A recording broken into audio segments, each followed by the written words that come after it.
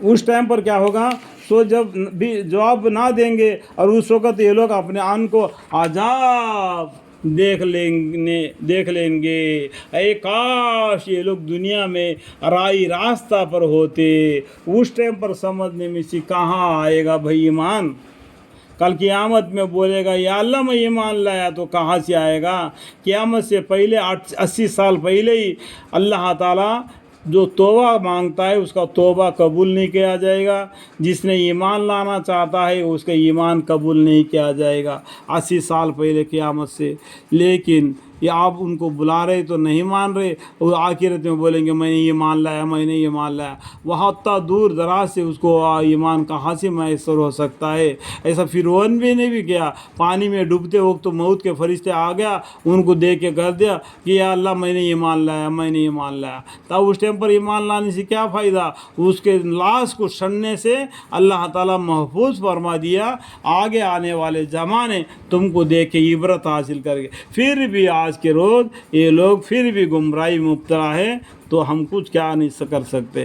اللہ کے قبضے قدرت میں ہے جو کچھ بھی ہو۔ اور جس دن ان کافروں سے پکار کر پوچھے گا کہ تم نے پیغمبر کو کیا جواب دیا تھا، سو اس روز ان کے ذہن سے سارے مضامین گم ہو جائیں گے، وہ خود بھی نہ سمجھ سکیں گے اور آپس میں پوچھ پاچھ بھی نہ کر سکیں گے۔ البتہ جو شخص کفر و شرک سے دنیا میں توبہ کرے، کفر و شرک سے دنیا میں توبہ کرے اور ایمان لے آئے اور نیک کام کیا کرے، تو ایسے لوگ امید ہے کہ آخرت میں فلاح پانے والوں میں سے ہوں گے۔ اور آپ کا رب جس چیز کو چاہتا ہے پیدا کرتا ہے اور جس کو حکم کو چاہتا ہے پسند کرتا ہے۔ ان لوگوں کو تجویز احکام کو کوئی حق حاصل نہیں۔ اللہ تعالیٰ ان کا شرک سے پاک اور برتر ہے، اللہ تعالیٰ شرک سے پاک اور برتر ہے۔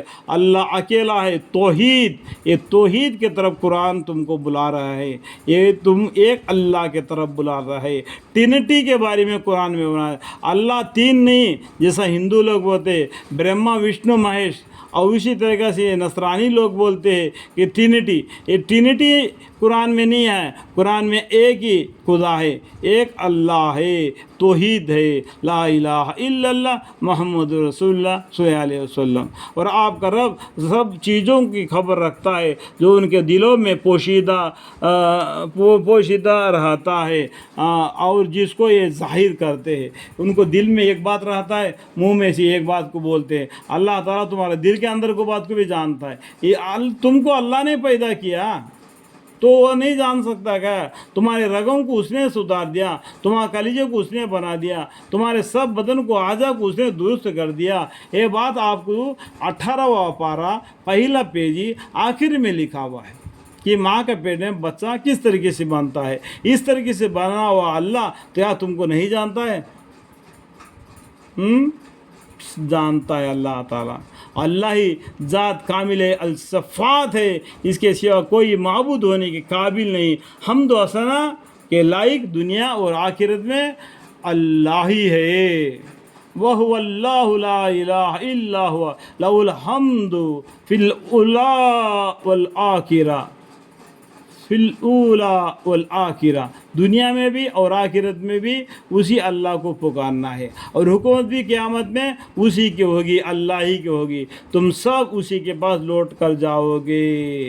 وَلَهُ الْحُكْمُ وَإِلَيْهِ تُرْجَعُونَ۔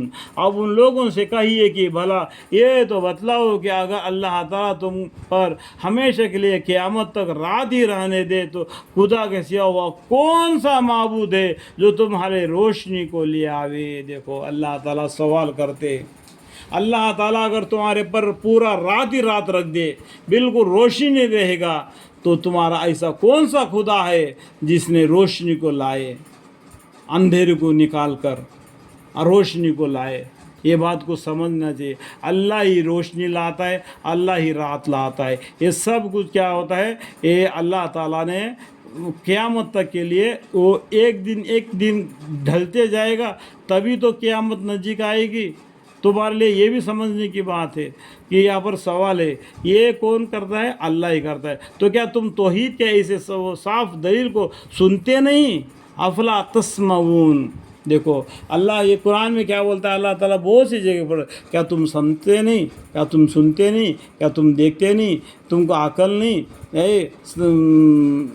یہ عقل والو، یعنی اس طریقے سے ہنٹ دے کے بولتا ہے۔ ایک ٹیچر اپنے بچوں کو کس طریقے سے ڈراتا ہے، اس طریقے سے اللہ تعالیٰ بھی ہم لوگوں کو ڈرا ڈرا کر بتلا دیتا ہے، پھر بھی نہیں سنتے تو کیا کس کا نقصان ہو جائے گا۔ توحید کے اسے صاف دلائل کو سنتے نہیں، آپ کہیے کہ بھلا یہ تو بتلاؤ کہ اگر اللہ تعالیٰ تم پر ہمیشہ کے لیے قیامت تک دن ہی رہنے دے، یعنی رات کو چھوڑ کر قیامت تک کے لیے دن بالکل تم کو آرام ہی نہیں، صرف دن میں رہے گا، تم کو آرام نہیں۔ دیکھو آدمی سوتا ہے تو اس کو تھوڑا سا آرام ملتا ہے، 24 گھنٹہ کام کرے گا وہ جی نہیں سکتا ہے، اس کو چند ٹائم اس کو سونا پڑے گا، وہ چھوٹی موت ہے، اس کو سونا پڑے گا، دن ہی رہنے دے۔ تو خدا کے سوا وہ کون سا معبود ہے جو تمہارے لیے رات کو لے آوے جس میں تم آرام پاؤ؟ کیا تم اس شاہد قدرت کو دیکھتے نہیں؟ افلا تبصرون، ایسا قدرت کو تم دیکھتے نہیں؟